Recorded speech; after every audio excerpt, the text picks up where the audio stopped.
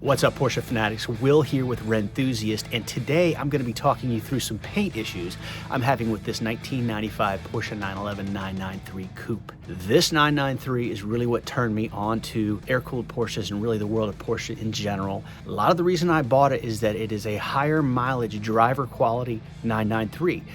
So when I picked this car up, it had 98,000 miles on it. It now has almost 110,000 miles on it. I've had some really cool adventures in this car.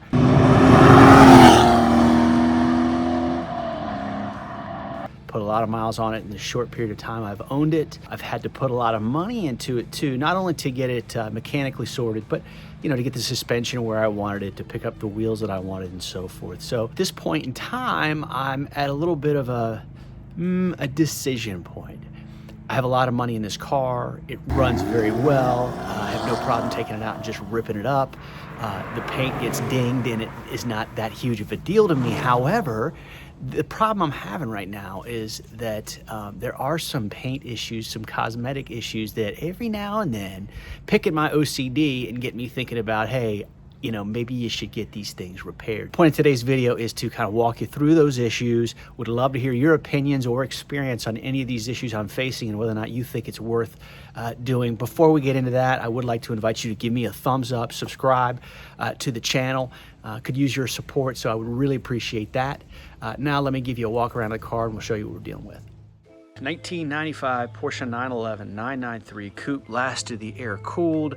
109,000 miles in polar silver. I bought this car knowing it had a respray, and I think it was done okay. It wasn't done great, but that didn't really bother me because I bought this car not to keep in the garage and keep shiny, but instead to drive the hell out of. That said, there are a few things going on with it that I think might need to be addressed. This is the most urgent issue. This right here, number one, it's cosmetically a problem. Number two, I think whenever you have a component of your car disintegrating like this, it needs attention, and so this is definitely on a non-negotiable list. Now, I've had people tell me, I had a good body shop guy tell me, hey, you can just, there's a little bit of rust forming right there. Not good, by the way, but you can kind of get this all, get rid of the rust with some fine grit, sandpaper, and then put this down and glue it down, and you should be good. I don't know if I feel good about that fix personally.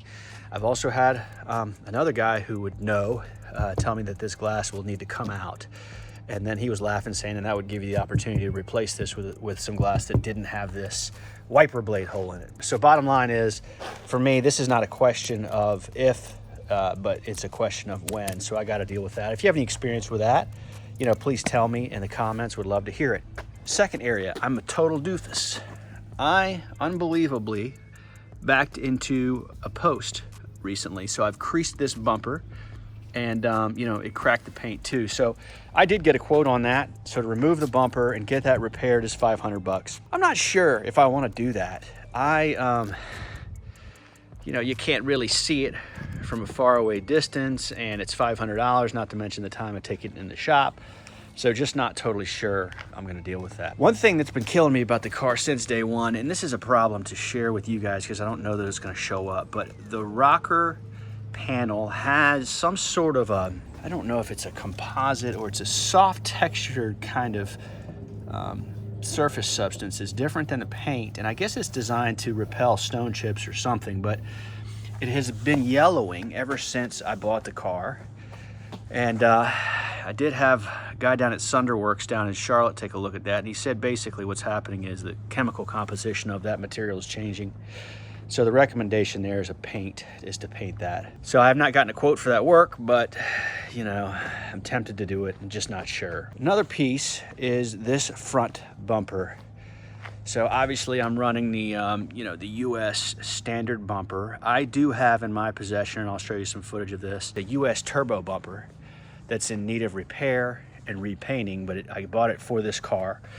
I also have turbo scoops from eBay, and I have clear corners. So, now you're starting to talk about more and more money. And again, I've put a lot of money into this. So the last thing I'll show you is this here. I guess this windshield has been out at some point in time, and I've been told that it's very, very difficult because of the clearance is required by the windshield, and when you place it in there, it's hard for your kind of average glass company to get that right. So I think maybe between that and the fact that this has shrunk, it's starting to tuck in there. Now, I'd love to hear from you guys. Like, how big of an issue is this? I've had a couple of kind of body shop types tell me it's not a big deal, water could get in there. I mean, I don't know if that sounds right to me, so I'd love to hear your opinions on that.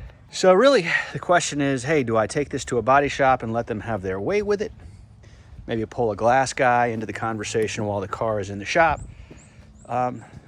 Or do I just, obviously fix this and then let the rest ride? Good news is the car seems to be mechanically sorted.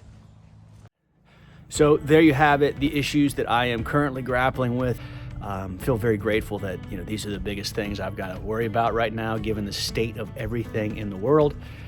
So needless to say, guys out there who have been watching these videos, please know that I'm very grateful that I have these issues to deal with. So listen, I appreciate you checking out this video today. More on the way, and certainly appreciate the positivity and support from those of you out there who weigh in and have been very supportive of the channel. So thank you so much for watching, and I hope to see you next time.